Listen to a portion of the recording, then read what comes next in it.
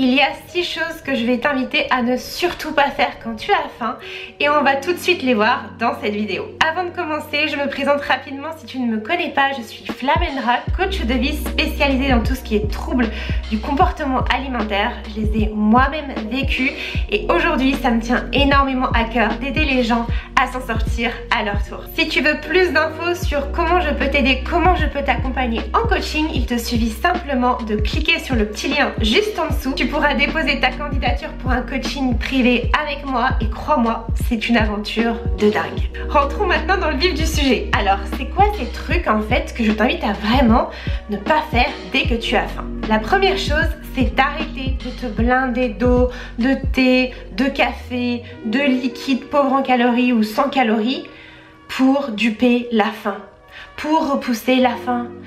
Pour, tu sais, essayer un peu de duper ton cerveau, de duper le game, de hacker le truc en mode, voilà, si je remplis mon ventre d'eau, bah la faim va passer et comme ça, je mangerai moins. Alors oui, ça va remplir ton ventre, c'est sûr, ça va faire passer la sensation de faim pendant un moment, mais le truc c'est que tu ne peux pas duper ton corps. Et surtout, avoir ce genre de comportement, ce n'est absolument pas te respecter. Ce n'est absolument pas respecter les besoins de ton corps. Ce que je t'invite à faire, c'est vraiment de manger, ok? La faim n'est pas un ennemi à combattre. Et surtout, mange ce qui te fait envie. Ne va pas me chercher la pomme ou le yaourt 0%, je te vois venir. Oui, oui. Non, va chercher ce que tu veux vraiment. Du granola, du pain, du Nutella, des viennoiseries. Ce dont tu te prives en fait et qui est là dans ta tête et qui tourne en boucle. Vas-y, tu as le droit. La deuxième chose, c'est d'arrêter de te blinder, encore une fois, le bide avec plein de volume alimentaire. Tu sais, ces aliments-là, pauvres en calories, qui remplissent bien l'estomac, ou alors les aliments zéro cal. Bon, en vrai, ça n'existe pas, hein, les aliments zéro calories, ou j'avais lu un jour, je me souviens, les aliments à calories négatives. J'étais, waouh, trop bien, calories négatives et tout. Gros bullshit, hein, la nourriture, c'est de l'énergie, hein, donc voilà. Et encore une fois, le but n'est pas de manger le moins possible. Le but de la vie, c'est pas de se donner le moins d'énergie possible. Ça ne fait pas sens.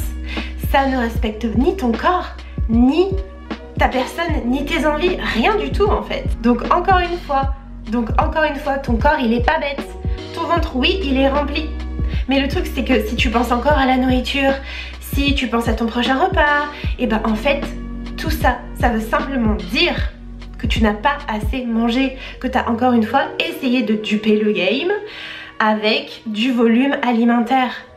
Et je te rappelle que le but de la vie n'est pas de manger le moins de gras, le moins de sucre, le moins de calories possible et de nier complètement tes besoins et tes envies. Que nenni! Oui, oui, que nenni, j'emploie des termes comme ça maintenant, ça y est. Donc vraiment, c'est pour te faire comprendre que c'est important de te concentrer sur la texture des aliments, sur le goût, plutôt que sur les valeurs nutritionnelles. Vois l'aliment, les aliments dans leur entièreté. Et ton but n'est pas de lutter contre la faim. Arrête avec cette lutte en fait. Ah oui, je sais, ça picote un petit peu ce que je dis, c'est sans doute pas très courant. Récemment, j'avais lu ça sur Instagram, des personnes qui me disaient waouh, dis donc, ça dégomme ce que tu dis, on n'a pas l'habitude de lire ça. Pour moi, c'est tellement normal en fait aujourd'hui. Mais je peux comprendre que pour la majorité des personnes, bah, ça puisse titiller et interpeller. Mais comme je dis souvent à mes coachés, je suis pas là pour vous faire plaisir, je suis là pour vous servir. Je ne suis pas là pour vous dire ce que vous avez envie d'entendre. Je suis là pour vous dire et vous montrer ce que vous avez besoin d'entendre et de voir. La troisième chose, c'est arrête. Vraiment arrête de te distraire avec 3 milliards de trucs. Tu sais, tu vas faire 36 000 trucs là dans ta journée. Faire du ménage, aller aider bidules, faire les courses, sortir le chien, s'occuper des enfants, du conjoint, de la famille, des voisins, de Micheline, de trucs mûches. Aller faire du sport, regarder plein de vidéos de nourriture sur internet ou de guérison de troubles alimentaires ou de trucs sur les troubles alimentaires ou de trucs sur la nutrition ou de trucs sur le fitness. En fait, toutes ces choses-là, tu en as peut-être pas conscience, mais ça distrait ton cerveau. Ça l'empêche de te connecter à tes besoins. ça l'empêche de penser à la nourriture. Parce que ton cerveau, forcément, hein, il est occupé à faire quelque chose. T'es, je sais pas, en train de faire du ménage, bah t'es occupé en train d'astiquer le truc. Et forcément, ton cerveau, ton corps n'est pas au repos et t'es moins connecté à tes besoins. Et donc, effectivement, c'est important de se rendre compte que tout ça, ce sont des comportements de fuite, c'est le de fuite là, pour pas en fait répondre à ce besoin vital qui est de manger. Alors, ce que je vais te partager là, c'est quelque chose de très tabou, on en parle peu, pourtant c'est très commun, très courant. J'ai encore eu une personne là hier en appel découverte pour un coaching qui me disait qu'en fait elle le faisait. Ce truc, c'est d'arrêter de cuisiner pour les autres, voire même de jeter les aliments à la poubelle. Tu sais, par exemple, on va t'offrir des viennoiseries ou des cookies ou du chocolat et en fait toi ça te fout tellement les jetons, c'est tellement pas quelque chose qui est dans ton planning alimentaire, c'est tellement quelque chose que tu juges comme étant malsain, trop gras, trop sucré, trop je sais pas quoi, que en fait tu vas tout faire pour t'en débarrasser. Alors tu vas peut-être aller le donner du coup à des gens, tu vas peut-être le jeter à la poubelle. Voilà, mais tu vas l'écarter, l'éloigner de toi en fait le plus vite possible. Et vraiment, je te dis ça en toute bienveillance parce que j'étais comme ça. Dis-toi qu'à l'époque de mes troubles alimentaires, je passais tous mes week-ends à cuisiner des recettes de dingue que je ne m'autorisais pas. Donc soit je m'autorisais un tout petit bout et je les foutais à la poubelle, ou soit en fait je cuisinais pour, à l'époque, quand j'étais salariée, mes collègues. Et je ramenais plein de trucs le lundi. C'était complètement démesuré et je me souviens, les gens me disaient mais waouh, en fait c'est dingue, on dirait que c'est ton anniversaire, et c'était comme ça tous les lundis. Et je me ruinais, je me souviens, j'allais même à la boulangerie acheter au moins 20 croissants, 20 pains au chocolat, et en fait je les ramenais à mes collègues, mais à aucun moment je les mangeais. Donc voilà, tout ça, ça cache des choses beaucoup plus profondes, hein, comme par exemple ne pas s'autoriser le plaisir, ne pas s'autoriser l'abondance et surtout faire passer les autres avant soi. Voilà, il y a toutes ces notions-là qui sont des notions plus profondes qu'on aborde en coaching, hein, parce que comme tu le sais, et si c'est pas le cas, je vais te le repartager, dans mon coaching, on travaille l'état d'esprit. Je vais pas te donner de plan alimentaire, ça, oui, ça ferait plaisir au TCA et tout, qui ferait sa race parce que ce serait planifié, calculé et tout, mais ça va pas t'aider à guérir. Ok? Et moi je veux t'aider à guérir, je veux que tu puisses voyager, aller chez tes amis sans avoir à tout calculer dans ta tête, à respecter un espèce de plan alimentaire. Non, je veux que tu sois libre. Je veux que tu sois libre, que tu te sentes serein, sereine. Et donc pour ça, moi je travaille ton état d'esprit. Je ne vais pas te dire quoi exactement manger, ça ne m'intéresse pas, je m'en fous franchement. Je travaille ton rapport à la nourriture, ton rapport au corps, mais surtout ton rapport à toi, aux autres et au monde. Donc si ça t'intéresse, clique sur le lien juste en dessous pour déposer ta candidature. Je me ferai un plaisir d'échanger avec toi pour l'appel découverte offert et on verra si on peut travailler ensemble. Revenons-en à nos moutons. Donc tu es fière de te priver et du coup de subir un trouble du comportement alimentaire. Tu es fière de souffrir en fait.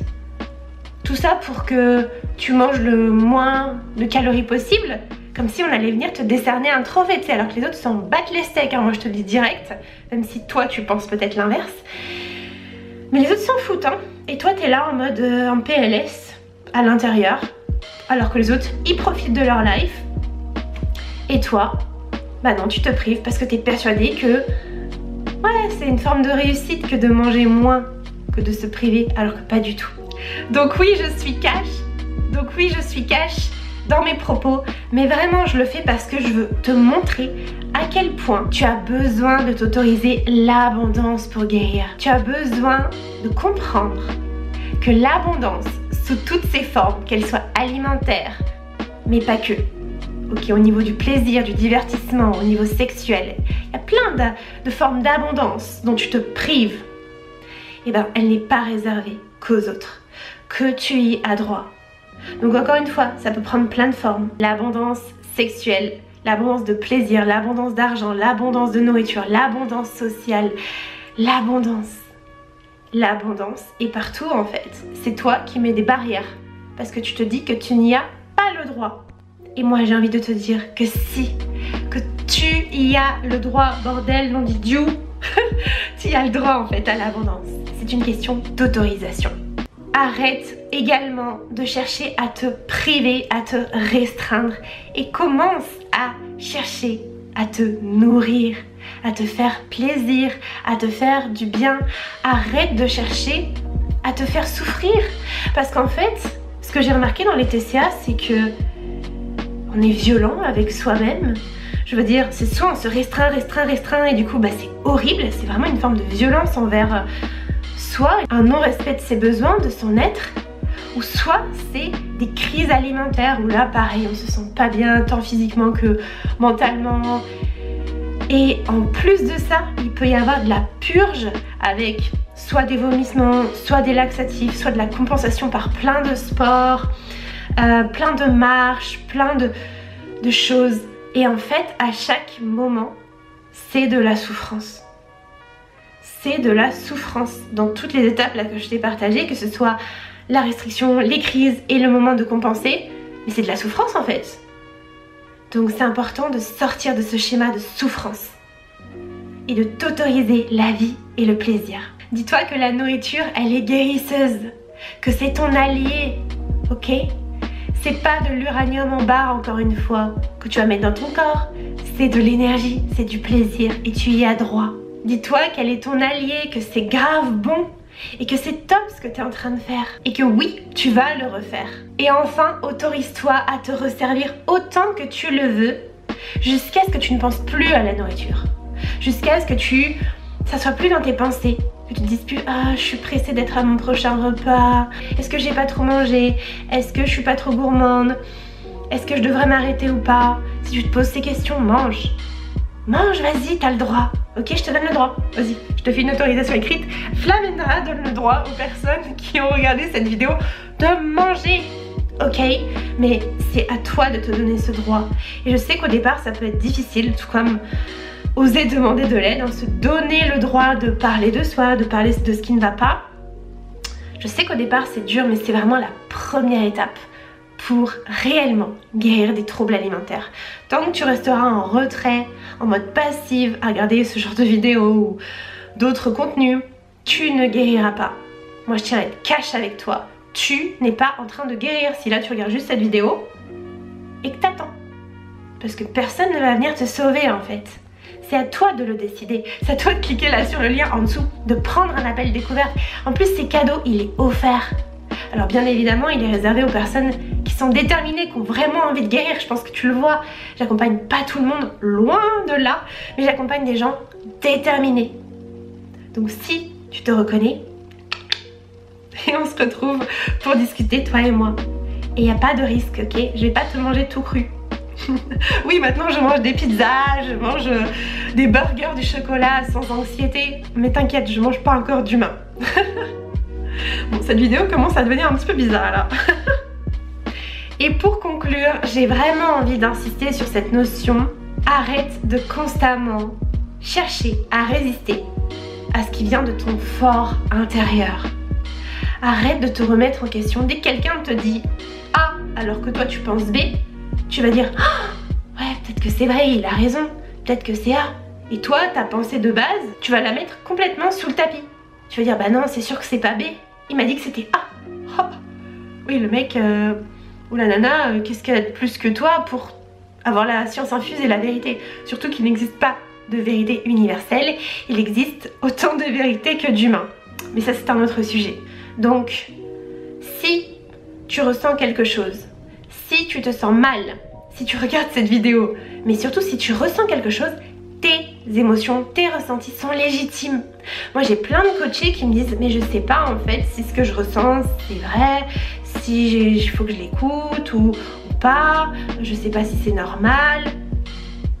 Bah, en fait si tu le ressens, c'est légitime. C'est ton corps qui te parle. Et c'est pas parce que les autres ne ressentent pas ça, vivent d'autres choses, que c'est pas légitime en fait. Faut arrêter de se comparer aussi, ça c'est encore un autre sujet. Le message c'est, je t'invite à ne pas te conformer à ce que tu vois, à ce que les autres font, à ce que les autres disent Ils ne savent pas mieux que toi. Je sais que tu en es persuadée, que tu te dis, mais c'est sûr, ils savent mieux. Ils ont raison, bah ouais, évidemment. Ben non, non, non, ils partagent leur vérité, mais en fait, personne n'a tort ou raison. Ça aussi, c'est des conneries. Sors de cet hyper contrôle juste horrible qui te déconnecte de qui tu es vraiment. Parce qu'en fait, à chaque fois que tu te conformes à l'extérieur, que tu écoutes plus l'extérieur que ton intérieur, tu ne te respectes pas. Tu te déconnectes de toi. Tu envoies le message à ton cerveau. Moi, de toute façon, je suis pas importante. Ils ont raison. Moi, mes ressentis, ça vaut que dalle. Moi, ce que je veux, ça vaut que dalle. Moi, ce que je pense, ça vaut que dalle. Non! Ce que tu es a de l'importance. Tu es un être à part entière. T'es incroyable. Je sais que si tu me regardes, on partage des choses en commun et j'ai envie de te dire que t'es incroyable, que t'es une belle personne, que t'es complète telle que tu es et que t'as le droit d'exister, de prendre ta place et d'oser être qui tu es. C'est pas un fardeau. T'as le droit en fait de t'exprimer, d'exprimer ce que t'aimes, ce que t'aimes pas, si ça te plaît, si ça te plaît pas. T'as le droit de pleurer, d'être en colère. Et t'as aussi le droit d'avoir du fun, de la joie, de rire, de pétiller. Enlève l'enjeu pour te connecter au jeu. Imagine que la vie, c'est un jeu et que tu es l'héroïne de ton propre film, de ton propre jeu, ok? Et vraiment, vois ça comme ça va changer beaucoup de choses, en tout cas je l'espère pour toi. Si tu sens que tout ça, ça résonne fort en toi, mais que tu te dis ok, je vais vraiment avoir du mal à guérir des TCA seule, mais que tu n'oses pas demander, mais que tu te dis que c'est pas si grave, ou tu te dis que tu vas déranger, ou tu penses mieux savoir, je t'invite vraiment à sortir encore une fois de cet état d'esprit et à te faire passer en priorité. C'est pas être égoïste, c'est bien au contraire. Si toi tu rayonnes, tu peux rayonner dans le monde. Si moi, je m'étais pas fait passer en priorité pour guérir, je pourrais pas vous faire ces vidéos, je pourrais pas faire ce beau métier. C'est à ton tour maintenant. Donc si ça t'appelle, si ça résonne en toi tout ce que je partage et que tu as envie d'avoir du soutien, des clés ultra puissantes pour guérir, un accompagnement ultra personnalisé où je suis là pour toi, où je te rassure, où je te booste, où je te challenge, où tu as des exercices et surtout des choses puissantes qui vont t'aider à long terme, ok? Ça va pas être un truc rapide, facile, miracle à court terme, c'est pas de ça chez moi, mais par contre je t'assure que tout ce que tu vas apprendre en coaching, ça va te servir pour toute ta vie. Cet investissement va se diffuser en toi et ne va pas s'user comme une dépense dans, je sais pas, une voiture ou tout autre bien matériel. C'était tout pour moi, j'espère vraiment que ça aura pu t'apporter de la valeur. Clique sur le lien juste en dessous pour déposer ta candidature et rejoindre cette belle aventure qui est le coaching. On fera d'abord un appel découverte pour voir si ça match entre nous. Je te souhaite une magnifique journée, prends soin de toi et surtout n'oublie pas de savourer la vie.